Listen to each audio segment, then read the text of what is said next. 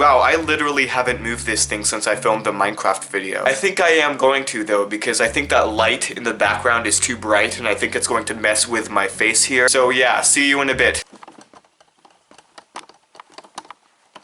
And as the conductor of the Polar Express once said, that's more like it. Well guys, here we are again. Are you doing good? Because I'm doing good. I just took a shower, but I thought in the shower that I was just going to turn it to a lukewarm temperature the entire time because it's so freaking hot outside that I thought I was going to melt if I turned the temperature all the way to the hottest hot that you can possibly get. But of course, I am a human and I turn the water to the hottest temperature that you can possibly get, as usual, even though it's summer outside. Well guys, I watched a Netflix video recently where it said all of the releases that were going to come to Netflix in the month of April, and I was watching this video and of course I was only mildly interested, as I usually am when I watch YouTube videos, but then something came up that caught my eye. Louis C.K. 2017, a new comedy special by the master himself. It comes out on April 6th or April 7th, I believe, I'm not really sure, but as soon as I saw that, I just got infinitely excited. Guys, I'm serious, Louis C.K. is probably one of my favorite comedians. I don't know why I like him so much. Well, I actually do, that was a lie. It's because every comedian out there today has this big gimmick going on, okay? Every comedian has this little voice that they're doing, and every comedian is like talking really loud into the microphone, and they all have this one stereotype about them that just gets on my nerves. I mean, look at Bill Burr. He has the Jacksepticeye voice of all comedians. You know that nasally New Yorker accent? That's what Bill Burr has, and I just don't like it. It just doesn't settle with me. And Kevin Hart, Jesus Christ, he's like the Mac Daddy of all of these examples. Kevin Hart's problem with his comedy is that when he's telling his jokes, you don't really believe it, you know? You don't really believe that Kevin Hart is being honest, that he believes everything that he's saying himself. When Kevin Hart is doing a stand-up comedy special, you're just very aware that you're watching a stand-up comedy special. He just doesn't suck you into the story like Louis C.K. does. Jesus Christ, this is a really offensive video. I didn't think I was going to be going this far. Guys, if you have been offended by the stuff that I've been saying about these comedians, just don't take it too seriously, okay? I'm just a 15-year-old kid who has unrealistic dreams of becoming a famous YouTuber when he grows up. Don't even think that my opinions are valid. But yeah, Louis C.K., I really love the guy. He has such a relatable, average Joe personality about him. Louis C.K. has honestly mastered the art of just talking normally to an audience, something that is very hard for comedians and entertainers in general to master. I mean, hell, even right now, I'm not even talking in my normal voice. I'm talking in an exaggerated, enunciated voice because I'm nervous in front of a camera and I have OCD. But Louis C.K., no problem. He just talks in the lowest voice possible and the most casual voice possible. I mean, don't get me wrong, Louis C.K. is not perfect. He does talk about some really controversial topics, like child molestation and rape and just bad behavior in general. But guys, no joke, I'm gonna have to ask you to screw on a level head to hear the thing that I'm about to say. He talks about these things in such a way that makes you go, even for just a second,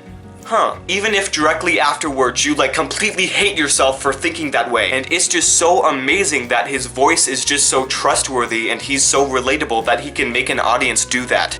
Whew, okay, take a deep breath. I think we're going to move on to the next segment in the most awkward way possible. I started watching Bates Motel. I know, now I'm just that stereotypical white kid that watches Bates Motel and likes it and talks to all of his friends about it. Just to fill you guys in real quickly on what Bates Motel is, it's about a mother and a son who moved to this town by the ocean. But of course it's up north and it's all cloudy and it's near Canada and it's, you know, it's one of that ocean towns. And of course, it's a very strange town. There are very strange people in this town and just shenanigans ensue. And you know guys, to be completely honest with you, I don't think I'm going to continue watching Bates Motel. Because you know, I watch this show and it just becomes more and more apparent that it's just one of those shows where nothing ever happens and there's gonna be something that's gonna happen at the very end of the season, but you have to wait to see that. There's just too much foreshadowing and not enough action. I guess that's why so many people love Breaking Bad so much. It's because there's so much action and so little foreshadowing. But yeah, back to Bates Motel. Jesus Christ, Bo, I was only away from Bates Motel for like 5 seconds. Yeah, I think it's clear that I'm not gonna continue watching Bates Motel anymore, but I do have a theory about the show, even though I've only watched the first 2.5 episodes. At the very end of the pilot episode, there is a cutscene. In this cutscene, it shows this girl leaning up against a wall, okay? It's a very dimly lit room, there are needle marks all over her arm, but I must point out that they don't show the entire girl at once. In one shot, they would show her arm, and in the other shot, they would show her face, and in the other shot, they would show her her leg. You know, it's one of those things where they're trying to keep you in the dark, and then this guy comes up to her and injects her with a needle. And then the episode ends. And you know what that scene immediately reminded me of? Episode 5 of Life is Strange. Yeah, you know episode 5 of Life is Strange, that professor with the glasses? And he's taking pictures of the pale-faced main character, and it's a really creepy scene and you're completely grossed out by the professor and you want him to just die. That's what that reminds me of. So here's my Bates Motel theory, okay? Norman Bates in Bates Motel is a younger version of that professor from Life is Strange.